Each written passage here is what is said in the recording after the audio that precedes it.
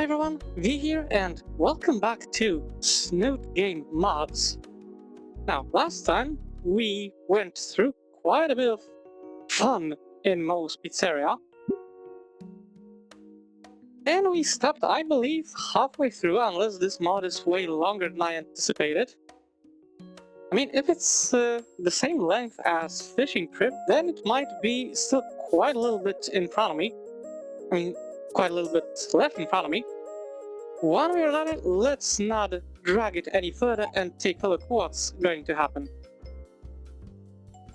This is nice. Today I'm finally getting some time to breathe. Thank you, Raptor Jesus, for these last few hours being so slow. Also, that's a pretty neat looking bar. Now that there's no one around, I'll check if there's anything interesting happening in my favorite Malkavian fish milking forum. Pulling out my phone from my pocket, I open the app and navigate myself to my favorite board. Oh Jesus. Kuma baited Kuma's snowy shilling and open Kuma filled thread. Come on, dude. Where are the video games? The bell above it rings as the front door opens, interrupting me before I can type up a single shitpost. Quickly hiding my phone with the speed of an experienced mid-lecture browser, I look at her with my trademark customer service smile. Hello, miss. Welcome to Moe's. What can I get you? Oh, wow. Whoa. That's one long fucking neck. Okay. Looking pretty cute.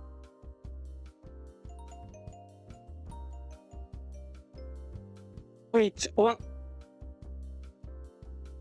Oh my god! She's Scottish! Okay, I don't know if I can. I'm going to give it my best attempt at Scottish accent. Hello, I'd like a gift for pizza suppers. Can I see a menu? Wait, what? What did she say? You too, miss? I'm sorry. I'd like to order. Can I see a menu? Is that even English? I can barely understand 1/10 of those words.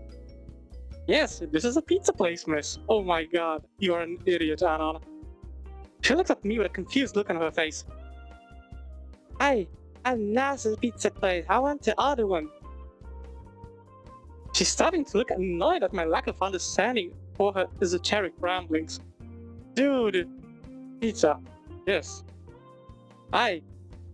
You? Not me, a duck wolf. That simply said yes. Shit, I have no idea what she's trying to say. She's trying to order pizza, you fucking idiot. Or ask her to write it down. But I have to assume that she wants pizza. She wouldn't come here otherwise, right? Jesus. Would you like to order a pizza, miss? Her expression is priceless. Hey, this is what I was just saying to you. Did your mom drop it when you was just banned? Cause I was read. Look, just give me a menu, I'll read. She points to a stack of menus. Oh, would you like a menu, miss? Handing over a menu seems to calm her down a little bit. She looks over at her expression has soothed while reading through our list of pizzas. Alright, I have 5 pizza suppers. 1 small Hawaiian, 2 medium vegetarians, 1 with extra olives, the other without and both extra onion, alright? Did you catch that, boyo? Excuse me? Oh my god, he's sweating bullets. That's beautiful. Fucking Christ, fucking everybody this turn is not the fucking rocks. I swear I'm gonna lose it. Fuck, I can't do this alone. I need backup. Excuse me, miss. I'll be right back. Inhale. Sure. Sweating bullets, I try to force a reassuring smile. Oh, that's fucking beautiful. I love it. Boss, I need some help. Could you come with me for a second? Sure, thank you. What's you got a problem with? Did the 2 ladies come back? Well, there's one woman, but it's a different woman. She's got Say no more, kid. Uncle Mo will show you how to talk to the ladies. Ah, I cannot imagine this going well. Mo looks over our cryptid customer, shooting her his $1,000,000 smile. Hello there, miss. What can I get you? Finally, just I was saying there, boy, yeah, I'd like to order 5 pizza suppers. Oh my god, the uncomfortable smile on Mo's face. This is beautiful. Just perfect. Mo freezes, yet still holding on to his smile for dear life. I'm sorry, miss. Could you say that again? Oh, sweet Mary and Joseph, another bleeding idiot. Listen here, I just want to order some pizzas. Can you just tell me a favor and please make me some pizzas? Mo leans over to me, still smiling, and whispers under his breath. Oh, my boy, do you have any idea what the lady's trying to say? That's why I asked you to help me, boss. Alright, don't you worry about it. I'm sure we'll figure this out together. Okay, boss, I'm counting on you. 20 minutes later. Thank you, Raptor Jesus. I think we finally got it. Okay, so your order is 1 small number 9, 1 medium number 6. Now there's 8 with no olives, 1 medium number 6 with extra onions, and 2 number 25s with extra cheese. I checked out once more to confirm before looking back to her. Will that be everything, miss? That's it then. Alright, kid, we got it! Congratulations! I know that thick Scottish accent can be a little bit hard to understand at first, but Jesus Christ! Yeah, we sure did, boss. Hey, then smashy bony arms, then wanking each other knobby stuff, you fucking wank stains. She's proper Scottish. So where do you like to sit, miss? You can eat inside or outside. She's pissed. The woman takes a deep breath. She's starting to shake as she slowly turns red. I told you before. It's a take away. Me not take her with me. Outside. Outside? There are a lot of vacant tables. You can sit wherever you like.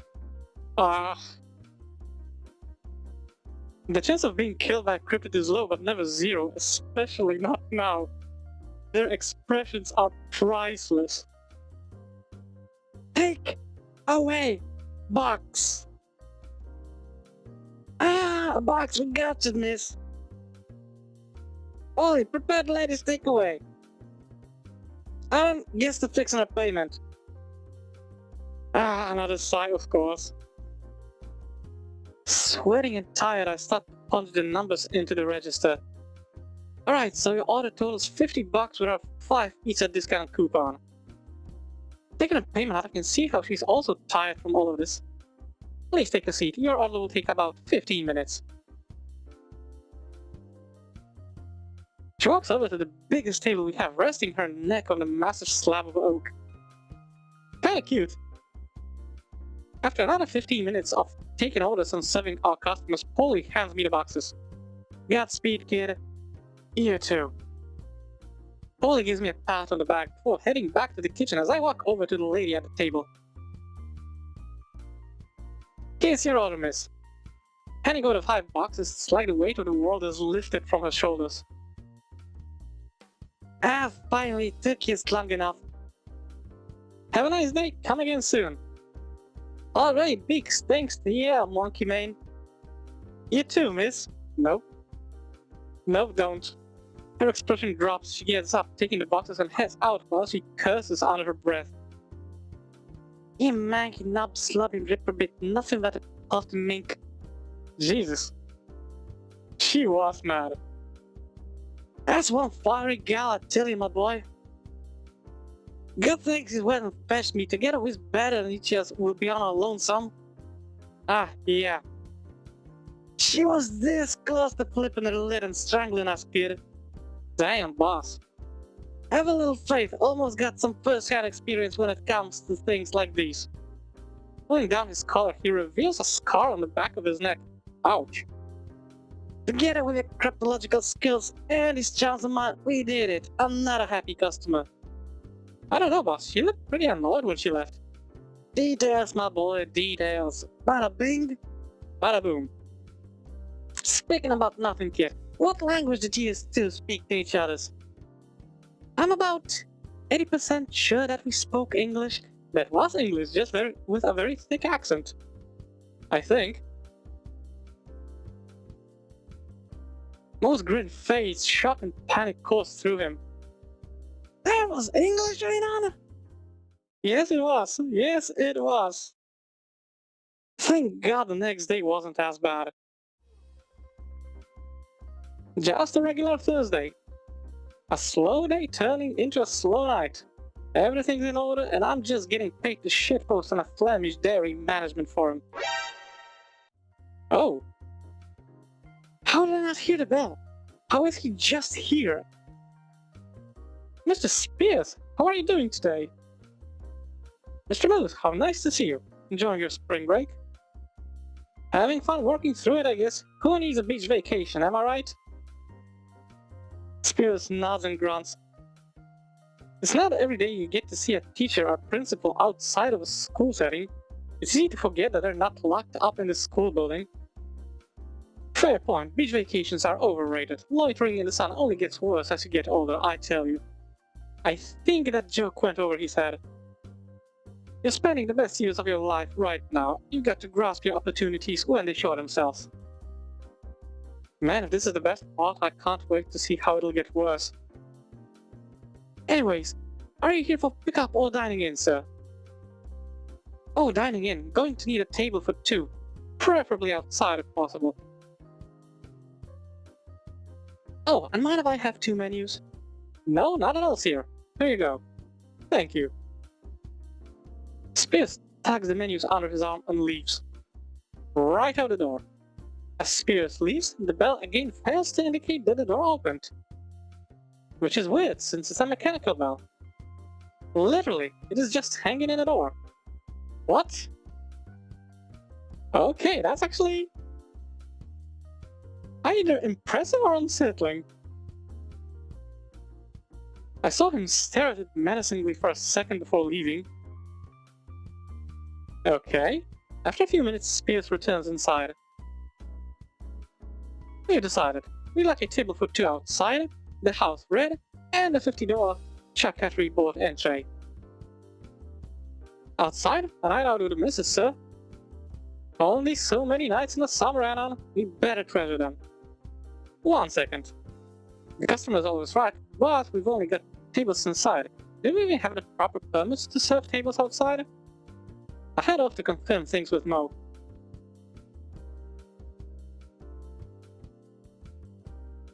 I pass Paulie, who's taking it easy and looking over some recipes in the kitchen. Huh, that's weird. They don't really look like recipes. The page he's on looks like building schematics with notes and chicken scratch. What? In the overpass, door will be reinforced. Friday at closing time. I am steadily getting more and more worried about this, you know? I never would have guessed that he'd be into architecture. Oh my god, how dense can you be? Mo's sitting in his office going over the restaurant ledger. Hey boss, do we have any outdoor seating? Outdoor? Oh, is that candidate that's asking for it? Come with me and let a hand, why don't ya? Let's get the big table out.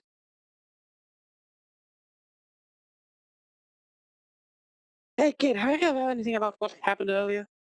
No, boss. We've got a tin of lasagna missing and a broken window to the kitchen.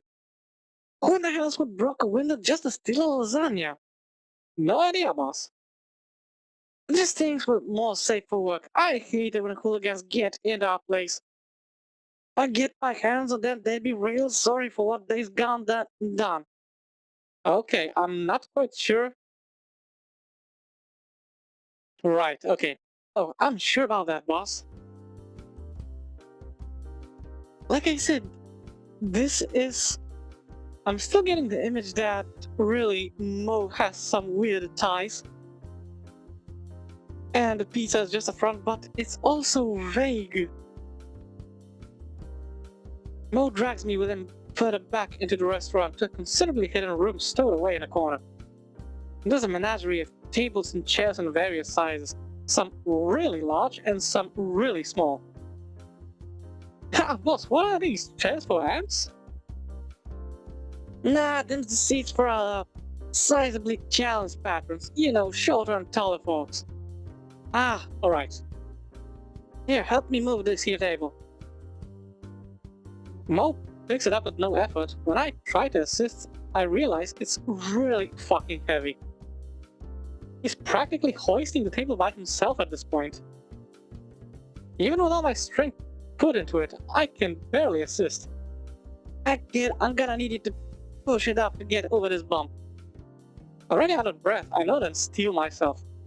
I chant the mantra shared on the Mongolian weightlifting forum. Lightweight, baby! With every ounce of strength rapid Jesus can offer, I have the table up an inch. 1 rep max. The table has hurled the mountain. Was it here shouting over there? Nothing, boss. We proceed to move the table around to the front. And by we, I mean Moe, making it ever so apparent that I need to start lifting. In between my shallow breathing and slight cursing, I wheeze out the question that had begun to form in my mind when we first looked at this massive table. Boss, why do we need this huge table? Spears isn't such a big guy. For you. You'll see, kid. Let's just put it down right here. I'll fetch the chairs, you set the table. Halfway keeled over and sucking in air, I give him a shaky thumbs up. Attaboy! Okay, now I'm actually curious what's going on. Crawling into the restaurant and fetching cutlery, plates, napkins, and glasses has never been this tiring. Crawling back out, I see that Moe's already fetched the chairs from storage. He's chatting it up with Spears and... Oh, holy shit! Is that... his wife? Oh my god! The lady. The big lady. The absolute woman. Spears. How in the hell did you become so based? Not gonna lie, that's pretty damn hot. Ah, and Gennady, it's good to see you again. How you been? Wonderful, old friend. How's the restaurant running? Well, I can't complain too much now. Been busy straightening Anna out. I join in and Moe lays a good slap on my back. It throws me off a tad, but I can't falter in front of the Spearses. Ah, so this is the mysterious Anon I've been hearing about. Oh, my apologies. Anon, this is my wife, Fang. Oh my fucking god. Another Fang? It's a nice name. Mrs. Spears extends her hand to me. It's a pleasure, ma'am. Like with her husband, my hand is encapsulated by a vice-like grip. We shake, then I get back to setting their table while making small talk. Right after I'm done, the bell chimes, calling for me to go back inside. I excuse myself from the trio as they continue their pleasantries. Moe gives me his signature thumbs up when he sees me leaving. As I leave, I take one look back at Principal Spears. He seems relaxed. We lock eyes and he gives me an approving nod. As weird as it might sound, getting an approval from a teacher or principal outside of school setting is an even bigger boost to your ego. It's weird, but this works. I don't know why, but I'm relieved to see it. Moe stays out with the Spearses for a while before heading into his office for a moment. For the rest of the night, he personally waits their table, leaving me at the counter. It goes by smoothly and coastly for me inside by the counter. Not many eat-ins, mostly takeouts. I pick up the pizza, I give him the pizza, I charge them occasionally if they haven't paid yet. I even helped Tony move a few, inventory items from the van to the back. I didn't know cheese came in crates, but whatever. What? Must be an Italian thing. Around 9 o'clock, Moe joins me up at the helm. We blow it up at the counter, Copenhagen style. After a while, the species finish up and step inside. Moe offers to comp the meal, but Mr. Spears declines. Maybe it's a test of his character. But his character is getting talked down to by his wife. How do you enjoy everything? Wonderful, as always. It's good to see you working hard, Anna. I'm proud to see the changes you've made and the man you have started to become. That's always a wonderful compliment. Yes, thank you for your excellent service tonight, young man. We hope to see you here again in the next time we come over. Keep at it, son. Graduation's coming up soon. Thanks. Okay. I appreciate it. Still not good at taking these compliments, but it's nice to hear them. I mean, in a way, I agree. When you grow up and you don't get enough compliments and stuff like that, then whenever someone actually says something nice about you, even if it's 100% genuine, it feels weird. Like you don't deserve this kind of treatment. They pay and we exchange farewells. Spears gives me a nod. I return it in solidarity. As they reach for the door and open it, the bell fails to ring again. This time I watch the swing and collide with the door, not a sound. Okay. Tomorrow brings new thrilling tales.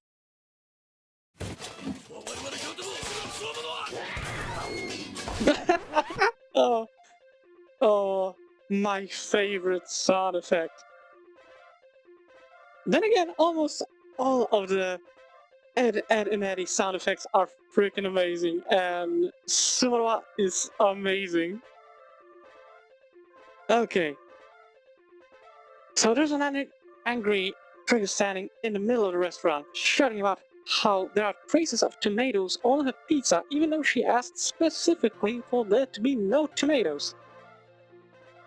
She's getting close to completely flipping out and destroying the restaurant, and she's already thrown poor Polly through a window after he tried to explain how pizza sauce is made. Yep, that's me. I bet that if anyone was watching me, they'd wonder how I got here.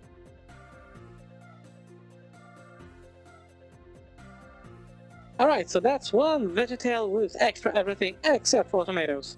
Got it? There'll be about 15 minutes, feel free to have a seat.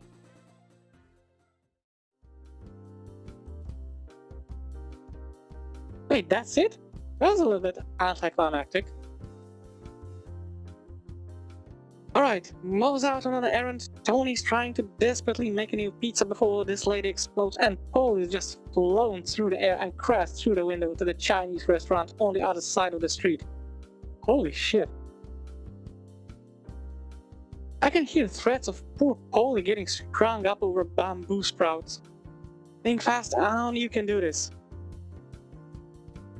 I'm sorry, miss. If you could count the register for a second, we should be able to sort this out. Oh, Jesus fucking Christ, what the hell? Okay, and that's mirrored, but I'm guessing this says live, laugh, love. Yeah, that's a Karen. That's definitely a Karen.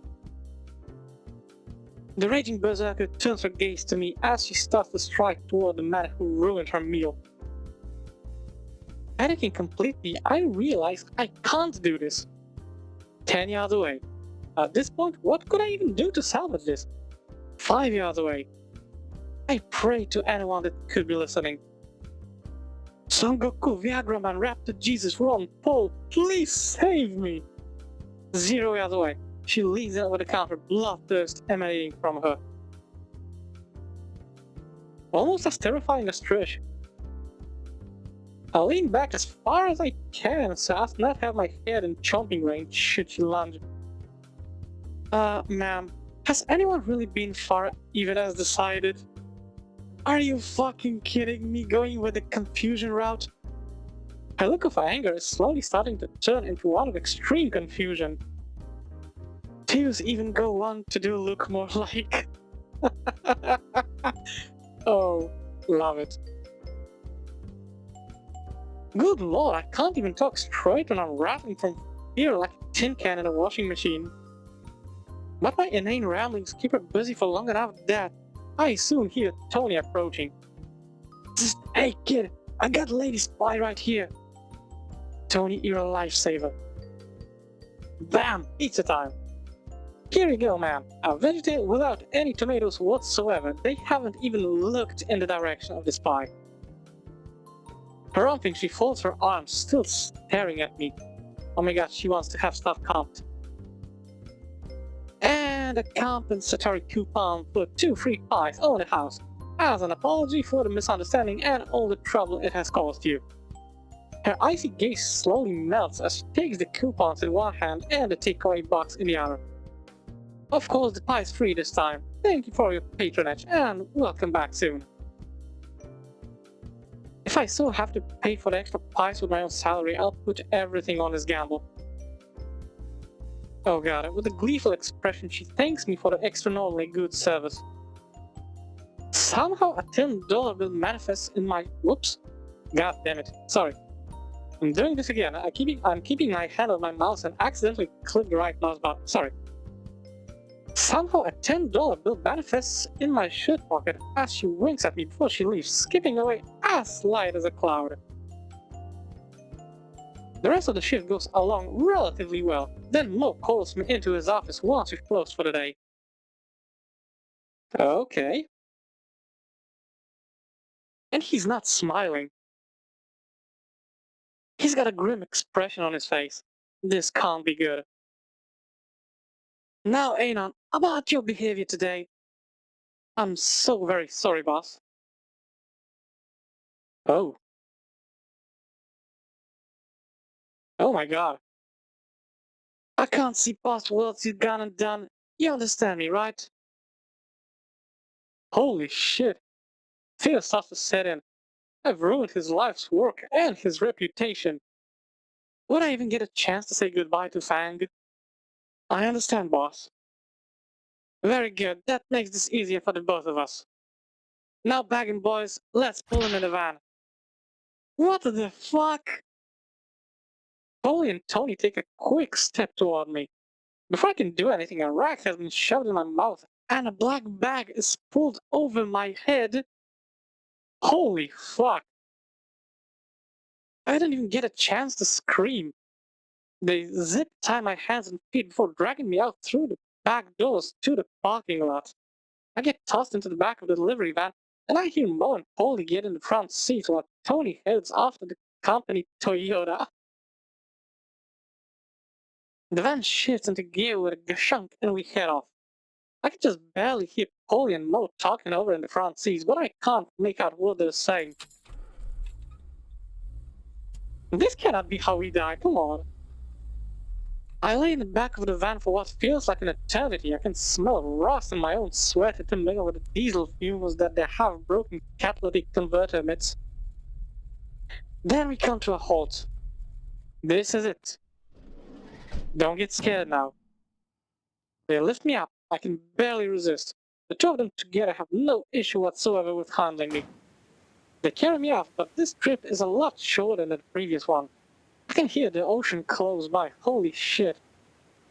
A metallic door rustles open and we head inside. The sound of the ocean as well as the distant sound of the city fading out as it shuts behind us. I'm carried another short distance before they put me down on a chair. It's still pitch black, but I can hear them whispering to each other. Noises of metal dragging against concrete as my boss and my colleague seem to be dragging heavy objects around and placing them around me. Jesus fuck! My imagination is running wild at this point, yet not only yours. My heart beating so hard that I feel like it might burst. Hey, Tom, where's you been? Sorry, boss, it was hard to get something on such short notice. Yeah, excuses. Put it on the table. I'll get the blowtorch ready. The blowtorch? Holy shit. Am I getting the Punisher treatment? Everything's ready, boys. Here we go. Don't you get his arms. Holy the sack. Here we go, Anon. I can feel them tugging at my restraints. Then Polly rips over the sack from my head as Tony cuts my restraints. Spitting out again, I can finally get a breath of fresh air. Ta-da! What? It takes a few seconds for my eyes to adjust. Surprise? Yeah, did it, kid? Excuse me, what? I'm at the warehouse, the one I've seen in the pictures. There's even a small motorboat resting on a boat trailer in the back. In front of me is a round metal table set with small plates, cups, and cutlery, and a pot of coffee. 3 chairs are placed on the other side from me, which the gang sit down on. And there's even a massive cake. And only now I notice that Moe is missing his hat. Congrats, Anon. Really? He's been working real hard lately, so he thought he'd need a little something to keep it going, kid. You've been a real trooper today. The way I handled that lady was impressive. I I don't know what to say. This is probably the nicest thing that anyone's ever done for me, which might or might not be very sad. Now, kid, we wanted to give back to you. You're part of the team now. We're proud of you. Yeah, you saved me from having to take another airborne trip to the Chinese place. Thanks, everyone. You know, you didn't need to. And shut the fuck up. You're worth it, kid. Now, shut up, get a cup of joe, and enjoy your cake. You have no idea how hard it is to get a good cake at this time of day. Mo leans into Tony, whispering, I know it's a bit unorthodox to ask you for a cake at this hour, but this is the best you could have done. Got him some slack bars. We still got a little something to give him. Yeah, we got you something else. We thought it was about the time you became part of the family. Mo pulls out a raft of presents from under the table and hands it over to me. Yeah, did good, kid. They all look at me, expecting me to open it. Okay. Carefully unwrapping the horrid mess of about 2 rolls of tape and an entire roll of wrapping paper, I found that there is a size 96 shoebox inside. 96? Even by European standards, that's fucking massive. Boss, this might be a bit too big for me. Hey, I think he's going to find just the right size for you. Mo winks at me while grinning. I pop open the lid of a shoebox and find a very small hat inside, secured by crumpled newspaper. Tears well up in the corner of my eye. It's the same kind that Mo's wearing. Looking at his chrome dome, it's exactly the one that Mo's been wearing. It sure smells like it. No need, kid, we know. Mo pulls out another identical Gooner hat which he slips on. How many How many spare ones did he have, really? That's freaking adorable. Like, for real. This is... This is great. Mo gives me a consoling hug, patting me on the back reassuringly, while Polly and Tony starts to cut the cake and pour us coffees. Now put it down, brandish the nice smiley ears, and get yourself some celebratory cake. You deserve it. You're part of the gang now. I gotta admit that this Gooner hat looks freaking amazing.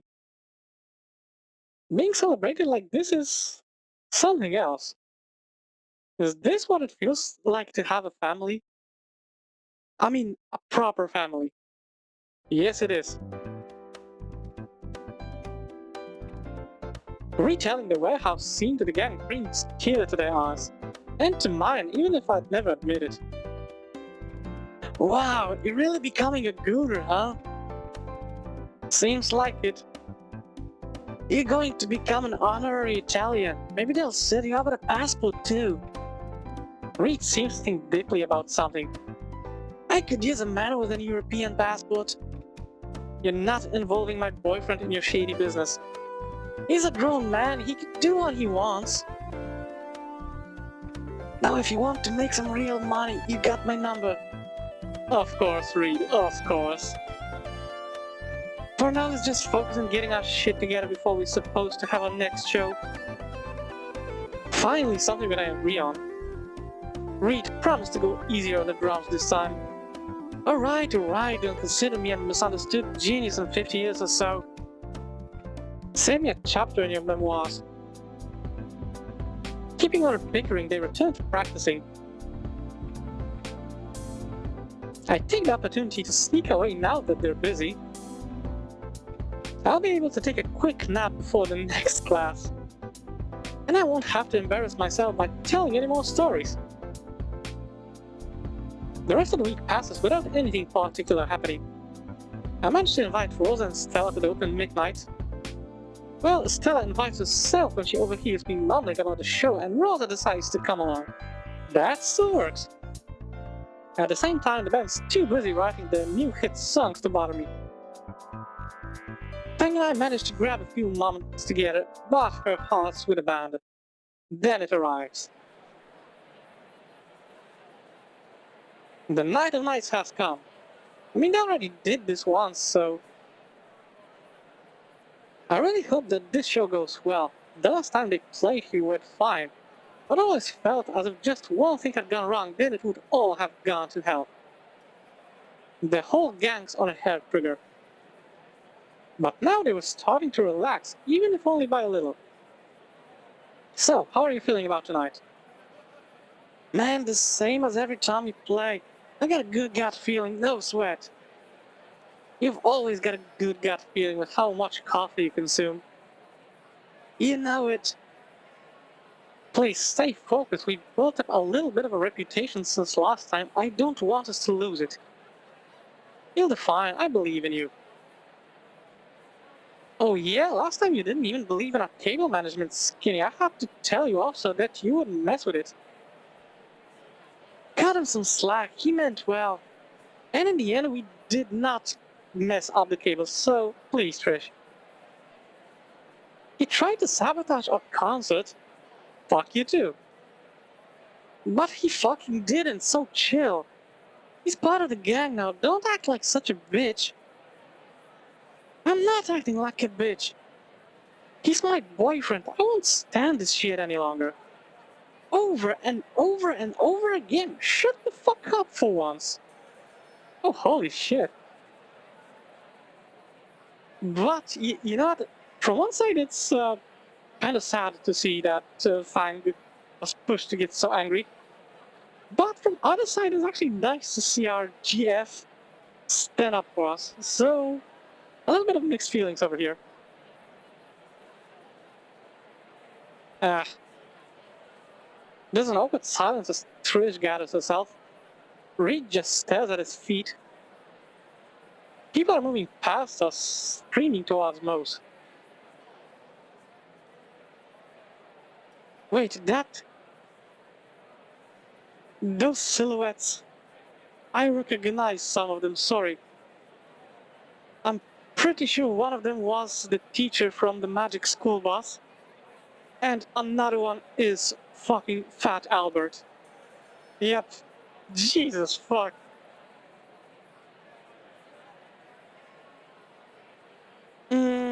Okay, what do we do? I mean, I could take Fang inside. But, you know, with all of this shit going on, I think the best thing to do would be to comfort Trish, because it would, in a way, diffuse the situation a little bit, I think. Let's try. Hey, forget about it, Trish. Without thinking, I slap her on the back and give her a reaffirming nod. My time at Moe's has made me a lot more physical in my social interactions. Maybe this is exactly what Trish needed, to see that I'm capable of standing up for Fang and myself. I never intended to get between you. We both want what's best for the band. And what's best for Fang. I hear Fang cough and I can't imagine the glare she must be giving Trish. I'm sorry, I'm stressed out over tonight. I just want it to be perfect. That's what Reedman's here to make sure of. I'm the man with a plan and a minivan. A minivan? How do you think I got my ground floor amps here? I dropped them off yesterday. I mean, that's a good point. What other tricks do you have? I could tell you, but then I'd have to kill you. Okay. Sure. Well, how about we get in there? Moe's bound to want to have you check in. Let's. Come on, don't just stand there.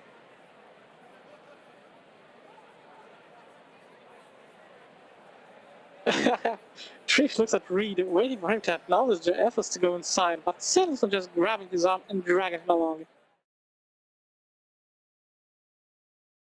We're early, so there's just us and Polly in the restaurant, who's dragging chairs and tables around to set up for tonight.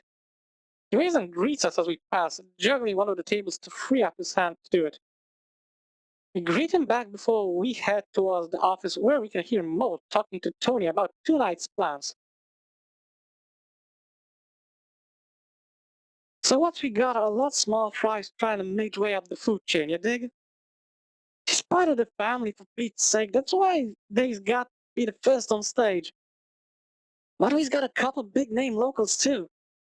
And they'll get the time in the spotlight, but little Lucy and her friends get to open up tonight. It ain't up for question, that's an order. Alright, boss. Oh, hey, the gang. Joe was just about to leave, wasn't he? You got it, boss. You do not argue with your Italian boss. Tony absconds to help Polly get the furniture in place. Sorry you had to hear that. We had a staff disagreement, but we got it sorted out. So are kids ready to take the stage tonight? As ready as we'll ever be. Trish looks a bit nervous. Must be an important evening for her. We sure are. Frank's still hanging out by the door, inspecting her shoes with an intense stare. Hey, little Lucy, how are you holding up? Looking a bit pale. Mo gives her a reassuring slap on the shoulder and Fang flinches. She looks up, shooting a sorry smile towards us. Yeah, doing great. Can't wait to go up there. Yeah, that's what I'm talking about. Big smile for the crowd. Tell us if we can do anything, otherwise I'll leave setting the stage to you, little raptor guy. Alright, I'm your man with a plan who drove the instruments in his van. Good God, Reed. Mo winks at me and discreetly nods towards Fang. This one's a new son. This is it. Don't get scared now. Am I watching Home Alone? Hey, Reed, Trish, can you guys start setting the stage? I'm gonna go on a smoke break. Are you coming along, Fang? She gets shaken out of her stupor, suddenly looking a bit more awake. Oh, yeah, sure. Reed raises an eyebrow, but just nods and heads off to the stage. Trish squints at me, but Reed puts a hand on her shoulder and leads her away. Yeah, sometimes that's needed. We walk back outside and take a seat on the same bench where we sat the first time we came here together. I put a cigarette in my mouth and light it, taking a deep drag. Peg's just sitting there, looking out toward the horizon. I hand over the cig and she takes it, putting it between her lips and resting her hands on her knees. It's going to be fine. You can't say that. Why not? Yeah, that's a good question. Why not?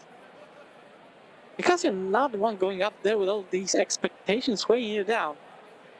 Now they're expecting us to have a good show. It's fucking killing me. After her outburst, she takes the cig between her fingers and rests her head in her hands. I knew what to expect when everybody hated us. It was easy to be angry at them because they just didn't get it. Now they have actual expectations for us, and I never felt this much anxiety before a show before. Ah, that one's a bitch too. But in a way, it's a good kind of feeling. Okay, the feeling's a bitch, but this is a good kind of bitch because yes, there is stress and anxiety and stuff like that, but this also means you left a good impression enough on people around you to actually, expect some good quality stuff out of you. So it's a good thing. It is anxiety inducing, but it's a good thing in this case. Instead of letting it, eat you up, just use it. I lean over and give her a hug. They came here to see warm drama. They don't expect any more, and they don't expect any less. What if we flop? Last time I felt that we were on small mistake away from total failure. But you weren't, and you didn't fail. I don't want to do it. Do you know what happens if you fail? You fail. And then you get another chance. They hate us and they'll boo us out. Then you'll get another chance some other day. That's exactly what I said. It'll just prove them right, prove that we're talentless hacks. It will prove that you had the balls to stand up there and do your best. That's also a very important part. Pang rises her head, looking up at me. There's fear and a cold and consuming sadness in her eyes. I don't want to be booed off the stage. Where's the fearless goth terror that I know? They're not here right now. Bullshit. Leave a message after the beep. Oh, come on. Come on now, you know that you want to do the show. Get up there, give it your all, and then at least you can be proud of yourself for playing your heart out. It doesn't matter what they think. If you're having fun up there, then it's going to be fun to listen to. She looks at me bewildered, seemingly surprised by my sudden fervor. We're both sitting there, shocked at how assertive I've become.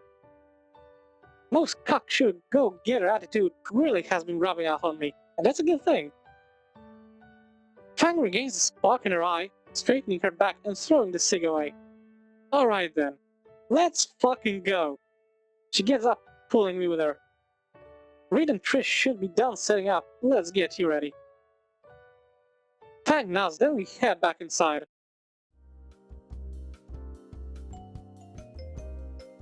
People have begun pouring in. Polly and Moe are taking orders. We must have sat out there for a while, but thankfully Reed and Trish are done with the stage. Moe looks up at me and we make our way to the table. Hey kid, I need you over in the kitchen for a second. Alright boss. See you soon. Take care. They are freaking adorable. We share a quick smooch before I head off with Tony. Okay. People start trickling in, some ordering dinner and some just grabbing a beer and a platter of snacks to steal a table close to the stage. As I start serving guests, I suddenly feel a hand grab me by the shoulder. Anon, how's the evening going? Still running around in his grotesquely festive jacket stands Mazza, sporting a messenger bag I haven't seen before. Good evening. We're getting a steady flow of people coming in to watch. You're not going to pull another pizza stunt, are you? No. I'm just here to film. He pats the bag, smiling innocently as he tries to reassure me that he hasn't got any ulterior motives. Lucy banned Mom and Dad from coming here, so we compromised. I got to borrow Dad's old camcorder to memorialize the event. Okay. Does she know? Of course, we talked it out. He decided Dad would send a few of his colleagues to keep watch. That would be infinitely way worse. I'm pretty sure that he was joking. Hopefully. By the way, I've taken the liberty to hold a table close to the stage for friends and family. I point to an empty table in the middle of the room. Is Naomi coming too? No, she had homework she needed to finish. She's just jealous. Alright, then grab a seat. I'll come to serve you in a minute. Do you want a menu? No, fine. I'll just have a non-alcoholic cider. I've got to get me and Fang back home tonight. Alright, I'll be right out in one. Nazza smiles, nodding in approval. You're turning out to be quite a dependable man, you know? I really misevaluated you the first time we met. Yeah, that's sort of a compliment, I suppose? In a way it is. Thanks, you too. He turns, smiling and softly shaking his head at my awkward retort as he heads off to the table. I keep serving guests, glancing over at the stage every now and again when the band has started to warm up. It's getting close to 7, so they'll be starting soon. Oh, hello you two. Rosa and Stella enter, looking out idly over at the restaurant. I approach and Rosa throws her arms out into a hug as Stella waves hello. It's so good to see you. I haven't been here in ages. I wheeze out a greeting as her vice-like arms constrict my airflow. I'm glad you could make it. Hiya, I hope we're in time. It was a bit difficult to find our way here. I lost my GPS signal as we were navigating Little Throwdown. You're just in time. Rosa releases me, allowing me a short breather. I've already sent NASA to the table close to the stage. It's for friends and family. I point over to the table and NASA waves at us.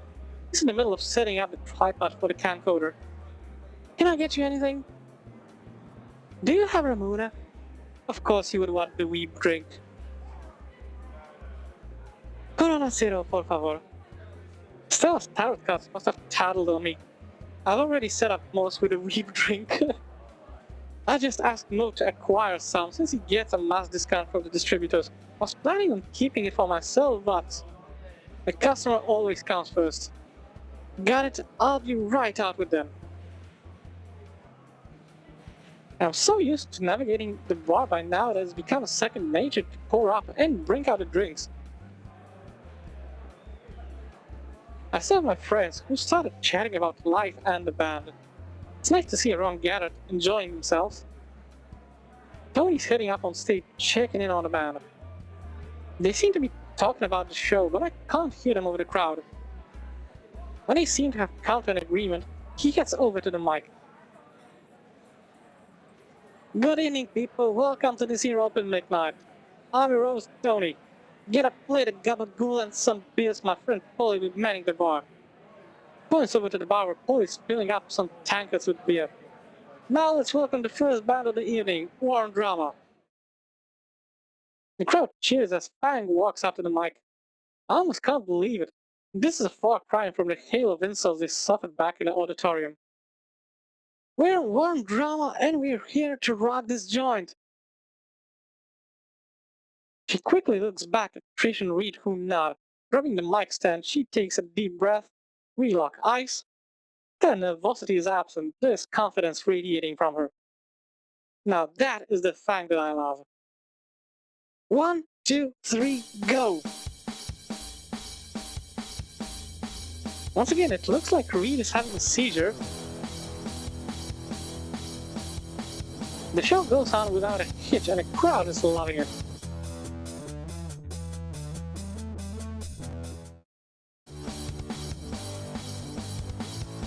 After the third song, an exalted Fang takes a short breather as the crowd cheers before she signs them off for the evening. Thank you all, we're Warm Drama. Our match table is by the bar, of course.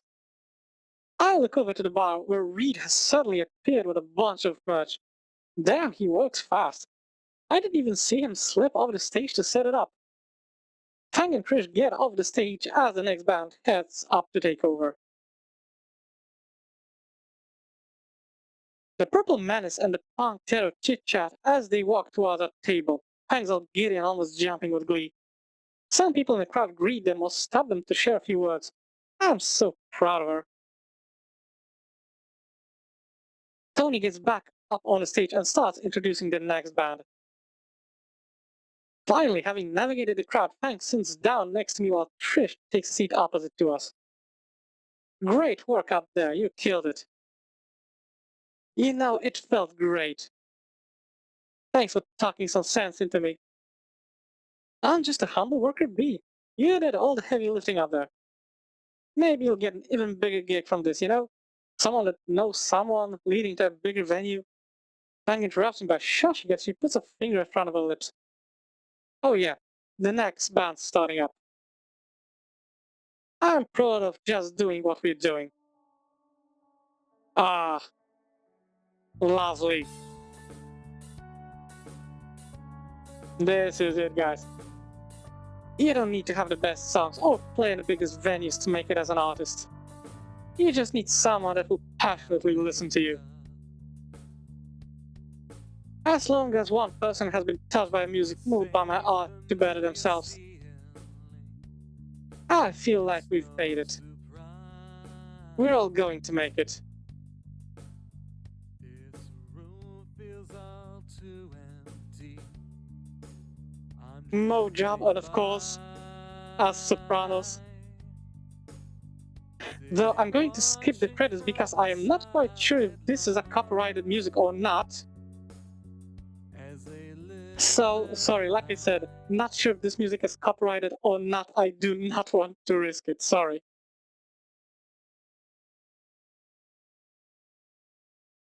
Okay, and we are back here. Okay, so it turns out that I actually managed to stop Moe Job relatively in the middle.